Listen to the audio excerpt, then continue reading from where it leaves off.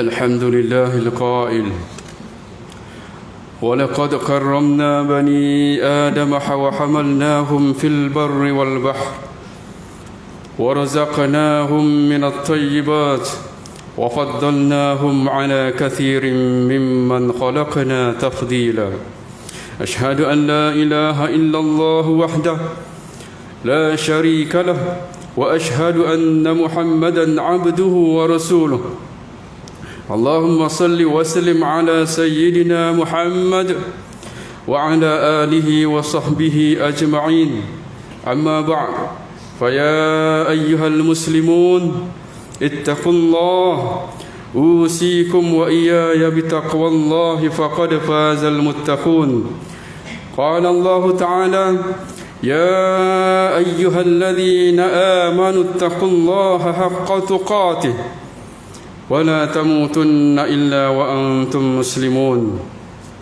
Muslimin yang dirahmati Allah sekalian, saya berpesan kepada diri saya dan sidang Jumaat yang dikasihi, Marilah sama-sama kita meningkatkan ketakwaan kepada Allah Subhanahu wa taala dengan mentaati segala perintahnya dan menjauhi segala larangannya. Mudah-mudahan kita tergolong sebagai hamba Allah yang terbaik, beroleh kejayaan di dunia dan di akhirat.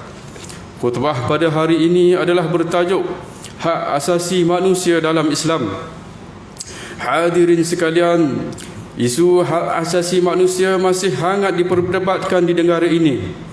Pelbagai pihak telah membicarakannya dalam berbagai medium, termasuk di televisyen, surat khabar, bahkan di media-media sosial. Wujud di kalangan masyarakat telah menjadikan isu ini sebagai polemik yang boleh menimbulkan kepertembungan dalam negara. Perjuangan hak asasi manusia dan kebebasan ini telah menjadi isu hangat kerana salah faham tentang konsep hak asasi menurut Islam.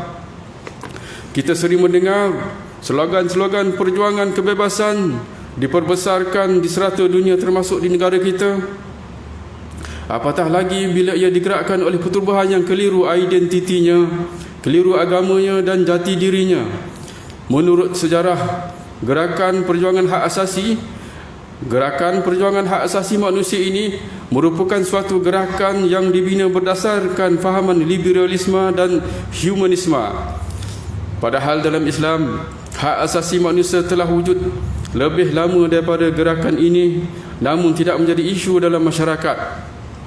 Hak asasi yang diperjuangkan dalam Islam adalah berpandukan nilai dan panduan Al-Quran.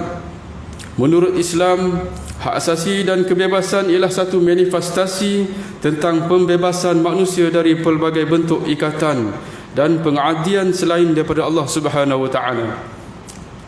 Allah telah mencipta manusia serta meletakkan mereka pada kedudukan yang tinggi berbanding dengan makhluk lain berdasarkan prinsip al-karamah al-insaniyah, iaitu kemuliaan kemanusiaan. Ini sejajar yang dijelaskan oleh Allah Subhanahu wa taala dalam surah Al-Isra ayat 70 yang dibacakan di awal khutbah tadi, yang bermaksud dan sesungguhnya kami telah memuliakan anak-anak Adam dan kami telah memberi mereka pelbagai kenderaan di darat maupun di laut, dan kami telah memberikan mereka rezeki dari benda-benda yang baik, serta kami lebihkan mereka dari yang lain selebih-lebihnya atas banyak makhluk-makhluk yang telah kami ciptakan. Hadirin Jumaat yang dirahmati sekalian, Rasulullah sallallahu alaihi wasallam diutuskan untuk membebaskan perhambaan manusia kepada mengabdikan Tuhan yang menciptakannya. Konsep kebebasan yang dijelaskan dalam Al-Quran tidak lain mengangkat nilai kemanusiaan sejati. Ini berbeza sekali dengan ukuran hak asasi manusia dari barat, yang mana semuanya berpandukan kepada nilai manusia, bukan berdasarkan ukuran agama.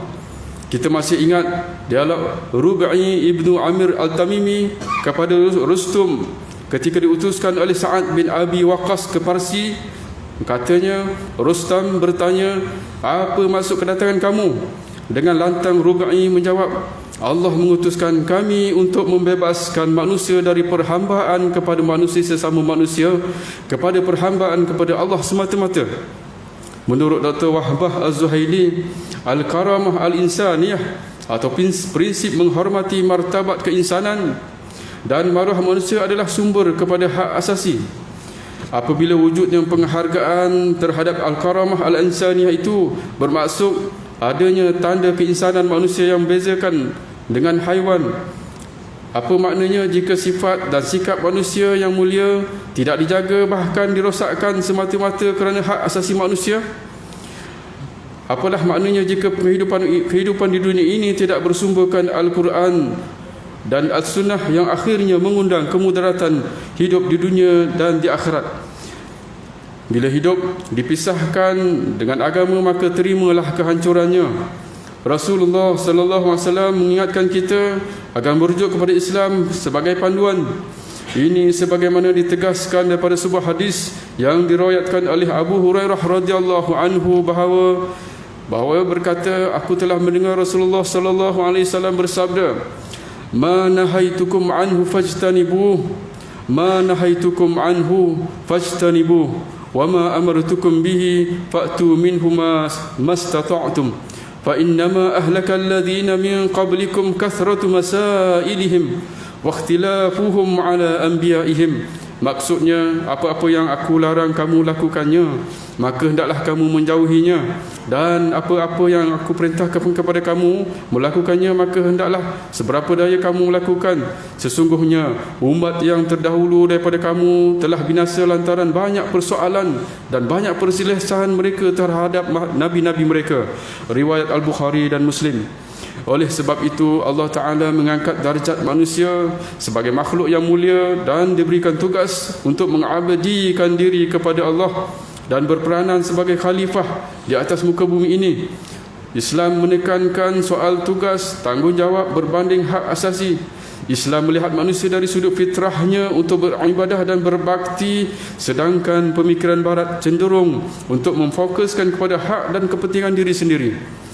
Tujuan hidup untuk pengabdian ini jelas, sebagaimana firman Allah Ta'ala dalam surah Az-Zariyat ayat 56, A'udzu billahi minasyaitonir rajim, wa ma khalaqtul jinna wal insa illa liya'budun. Maksudnya, tidaklah aku ciptakan jin dan manusia melainkan hanya untuk beribadah kepadaku. Dewasa kini cabaran kita adalah untuk mendepani pemikiran yang semakin meruncing. Kefahaman dan kebebasan dalam ruang lingkup hak asasi manusia itu semakin mencabar. Islam tidak sekali-kali menolak hak dan tanggungjawab asasi, namun jangan sekali-kali ianya membawa kepada kemudaratan hidup. Dalam konsep kebebasan yang diperjuangkan oleh setengah pihak adalah sama sekali tidak diterima sekiranya ianya bertentangan dengan maqasid syariah. Apa gunanya bebas melakukan zina, bebas melakukan kemaksiatan semata-mata hak asasi individu yang bertentangan dengan agama. Begitu juga sesetengah golongan menjadikan akal semata-mata untuk memenuhi tuntutan hawa nafsu. Seperti gerakan kebebasan beragama berkempen supaya tindakan murtad oleh orang Islam diiktiraf sebagai hak kebebasan, selain membiarkan sejarah ajaran Islam ditafsir sesuka hati oleh mereka yang bukan ahlinya, semata-mata hak asasi manusia. Amat malang sekali jika pemikiran sebegini menjadi teras dalam masyarakat. Sudah sampai masanya kita bersama-sama mengekang pemikiran sedemikian demi kemaslahatan ummah muslimin yang dirahmati Allah sekalian. Perjuangan hak asasi manusia ini hendaklah difahami dengan jelas dan tidak sekali-kali mengundang kepada permasalahan. Umat Islam dalam negara ini tidak harus ditanam dengan elemen dan doktrin yang mengelirukan, yang akhirnya membawa kepada masalah berpanjangan. Institusi berkepentingan dalam negara seperti Suhakam seharusnya mengambil inisiatif untuk menjelaskan dengan tepat kefahaman ini kepada masyarakat, di samping institusi Islam seperti agensi-agensi agama yang berkepentingan. Jika kefahaman ini dapat diterapkan dalam masyarakat, maka kesedaran dan kefahaman tentang hak asasi manusia akan menjadikan masyarakat lebih jelas dan tidak menimbulkan konflik berterusan. Ini menunjukkan Islam itu telah membawa kebenaran dan amat sesuai dalam segenap aspek kehidupan. Hadirin yang dirahmati Allah, mengakhiri khutbah ini, marilah kita sama-sama mengambil iktibar dan pengajaran penting untuk dijadikan pedoman dalam hidup ini. Antaranya, pertama, umat Islam hendaklah meyakini bahawa Islam telah meletakkan hak asasi manusia yang tinggi, berpaksikan kepada tauhid dan keyakinan kepada Allah Subhanahu wa taala. Kedua, umat Islam hendaklah menginsafi bahawa erti kebebasan tidak mutlak dan ia terikat dengan peraturan yang Allah telah sediakan. Umat Islam, yang ketiga, umat Islam hendaklah menghayati konsep kebebasan dan hak asasi manusia mengikut perspektif Islam dan jangan terpesong dengan nilai kemanusiaan sebenar. A'udzu billahi minasyaitonir rajim. Wala takunu kalladzina tafarraqu واختلفوا من بعد ما جاءهم البينات wa ulaika lahum azabun azim. Maksudnya, dan janganlah kamu menjadi seperti orang-orang yakni Yahudi dan Nasrani yang telah bercerai-berai, berselisih dalam agama mereka sesudah datangnya kepada mereka keterangan yang jelas nyata yang dibawa oleh nabi-nabi Allah, dan mereka bersifat demikian akan beroleh azab yang besar. Al-Imran ayat 105. بارك الله لي ولكم في القرآن العظيم ونفعني وإياكم بما فيه من الآيات والذكر الحكيم وتقبل مني ومنكم تلاوته إنه هو السميع العليم. أقول قولي هذا وأستغفر الله العظيم لي ولكم ولسائر المسلمين والمسلمات فاستغفروه إنه هو الغفور الرحيم.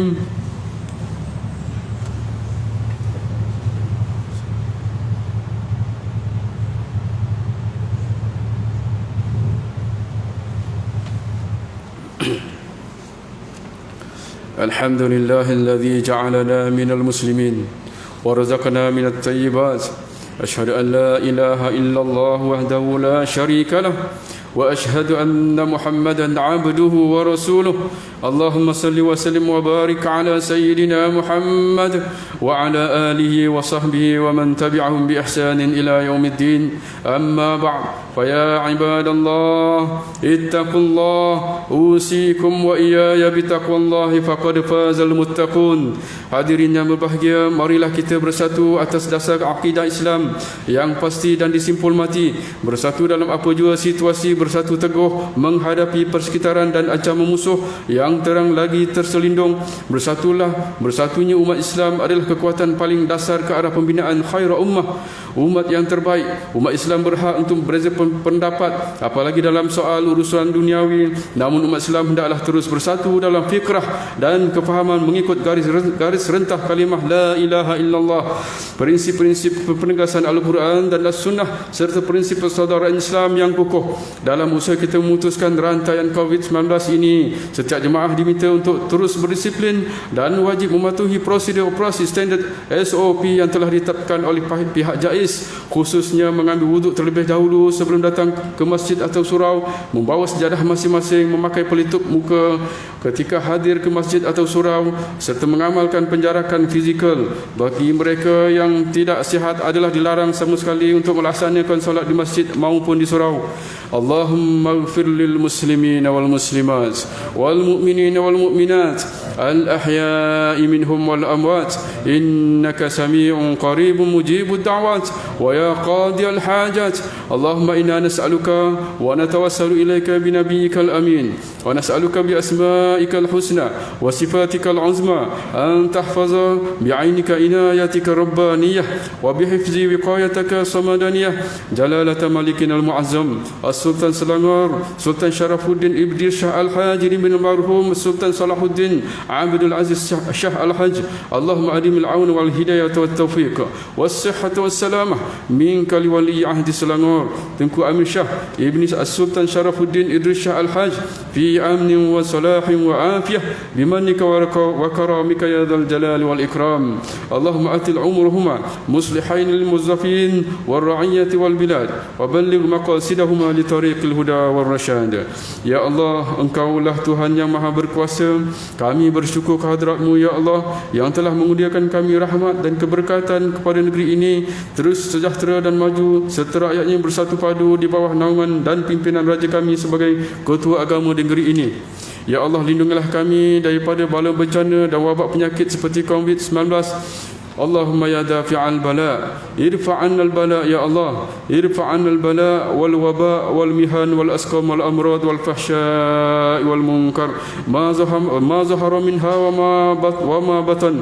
ربنا هب لنا من أزواجنا وذرياتنا قرة أعين واجعلنا للمتقين إماما. ربنا آتنا في الدنيا حسنة وفي الآخرة حسنة وقنا عذاب النار وقنا عذاب النار. عباد الله إن الله يأمر بالعدل والإحسان وإيتاء ذي القربى وينهى عن الفحشاء والمنكر والبغي يعظكم لعلكم تذكرون. فاذكروا الله العظيم يذكركم يذكركم واشكروه على نعمه يزدكم واسألوه من فضله يعطكم ولذكر الله أكبر والله يعلم ما تصنعون. أقيموا الصلاة.